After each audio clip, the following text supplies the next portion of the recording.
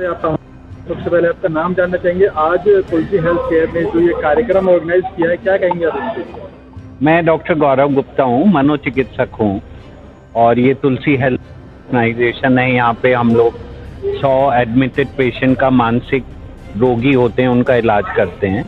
यहाँ पे आमतौर से नशे वाले मरीज और मानसिक रोग रिहैबिलिटेशन ट्रीटमेंट करते हैं और इस तरह के पेशेंट करीब महीने में करीब 100 से 125 पेशेंट एक बार में आते हैं एक महीने में और उनका इलाज। सर एक चीज़ जानना चाहेंगे, मरीज जो रहता है वो कितना समय लगता है उसको रिकवर होने में, उसको ठीक होने में?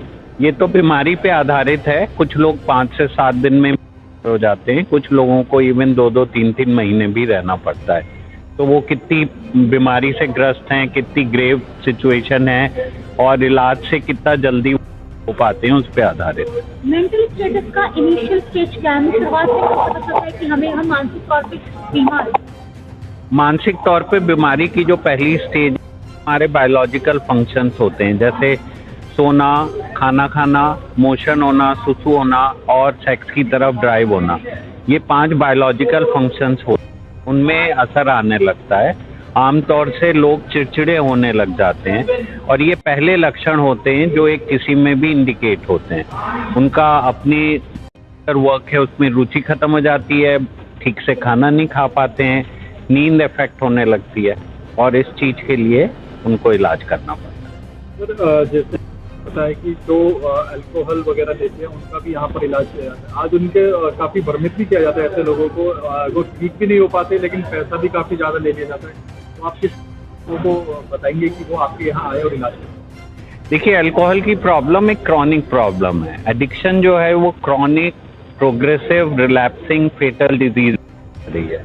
आमतौर से ये सामाजिक तौर पे जो उसके प्रति जानकारी है वो बहुत पुअर है। ये माना जाता है कि ये जानबूझ के पी रहे हैं, जानबूझ के नाटक, और एक एडिक्शन पेशेंट को बहुत एक अच्छे लंबे इलाज की ज़रूरत होती है। इवन कुछ इलाज 3-3 साल तक करने पड़ते हैं तब जाके वो मरीज ठीक हो। सो डेफिनेटली जो इलाज में खर्चा है वो तो एक प्राइवेट अस्पताल भी है, एक सरकारी अस्पताल भी है, एक चैरिटेबल अस्पताल भी है।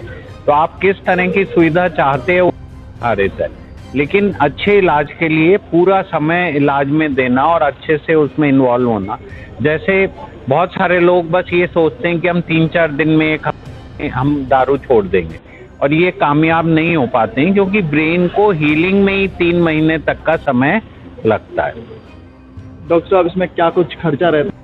अक्सर अमूमन लोगों में एक सवाल रहता है कि कितना खर्चा आ जाएगा। यहाँ पे 3 तरह के रूम हैं, एक सिंगल रूम है, एक डबल शेयरिंग है और ट्रिपल शेयरिंग है।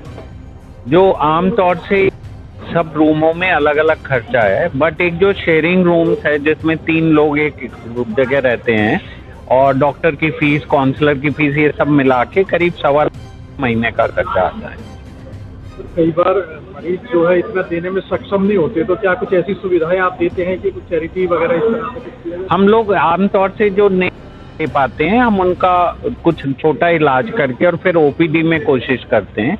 उसमें उतनी कामयाबी के चांसेस तो थोड़े कम हो जाते हैं, लेकिन फिर भी इलाज करने से लोग उससे रिकवर हो जाते हैं। इसके अलावा हमारे दिल्ली में 2 और इंस्टीट्यूट हैं जो रिलेटिवली थोड़े कम पैसों में, जैसे एक महरौली में है, वहाँ पे हम 75,000 रुपये महीने में भी मरीज रखते हैं, और एक मांडी में है, वहाँ पे 45,000 रुपये में भी रख पाते हैं। तो कितना वो बीमार है और किस तरह की उसे अपनी शारीरिक सुविधाओं की ज़रूरत है, उस पर वो अपना कर सकते हैं।